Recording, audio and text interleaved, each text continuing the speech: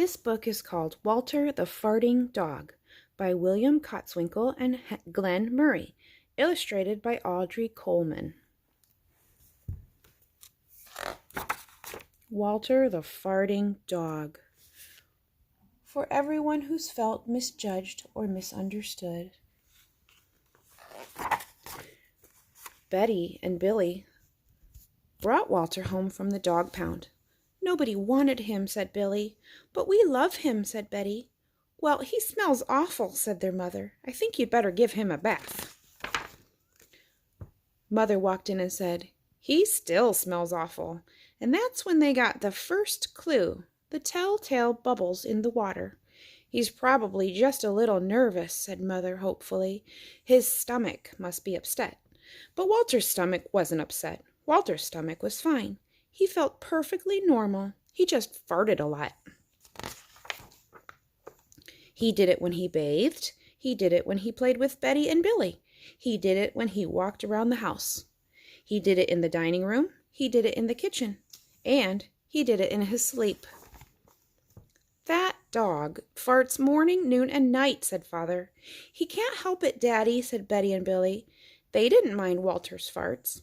So what if he farts, Billy said to Betty when they were alone in their rooms with Walter. Betty agreed. Walter agreed too. He sat there looking innocently around, farting. Take him to the vet, said Father. Farting, said the vet, or rectal flatulence, as we say in the medical profession, and prescribed him a change in diet. They gave Walter every kind of dog food. He farted. They tried him on cat food. They gave him hot dogs, hamburgers, and lettuce and tomato sandwiches. They gave him fried chicken. They gave him rabbit food. They made him a vegetarian.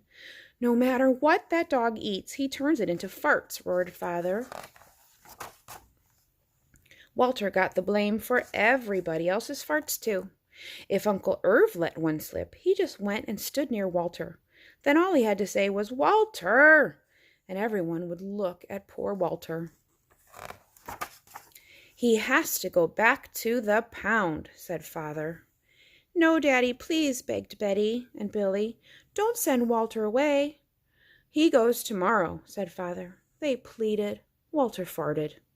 It was all over. That night, Betty and Billy cried in their beds, and Walter looked at them unhappily. Oh, Walter, said Betty, you've got to stop farting. Because Father's going to send you back to the pound tomorrow, said Billy. Walter knew how serious the situation was.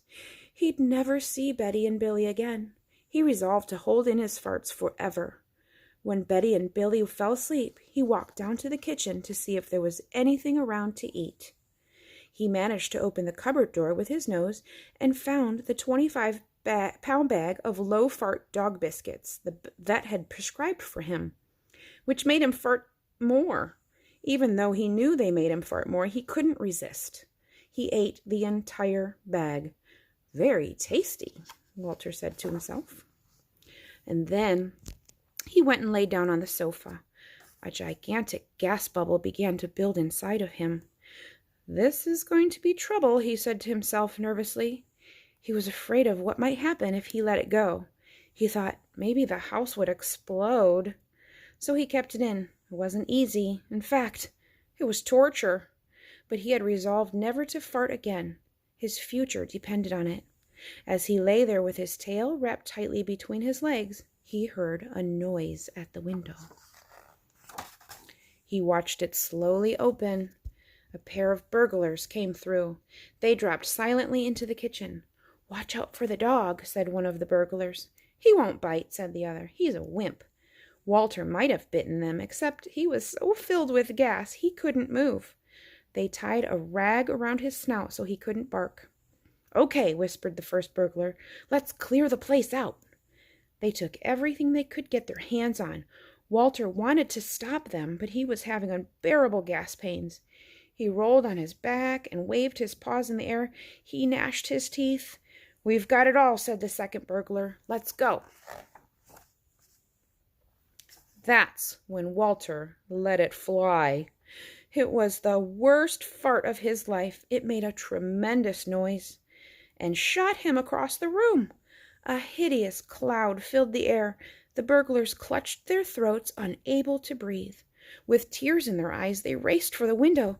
They tried to grab their bag with all the valuables in it, but their arms were too weak. "Let's get out of here!" They jumped out the window and ran up the block, choking and gasping for air. Still blinded by Walter's attack, they stepped into the headlights of an approaching police car. "Hold it right there," said the policeman. When Father and Mother came down in the morning, they found the open window. And they saw the bag with their valuables in it, and Walter was sitting beside it. He still had the rag tied around his snout. You'd have to say he looked heroic. "He saved the silverware," cried Mother. "He saved the VCR," cried Father. "Good dog, Walter. You're our dog, even if you do fart all the time." And so the family learned to live with Walter, the hero dog. And that's the end of our tale. Walter's Wonder Park, 100% natural gas powered. That's funny. The end.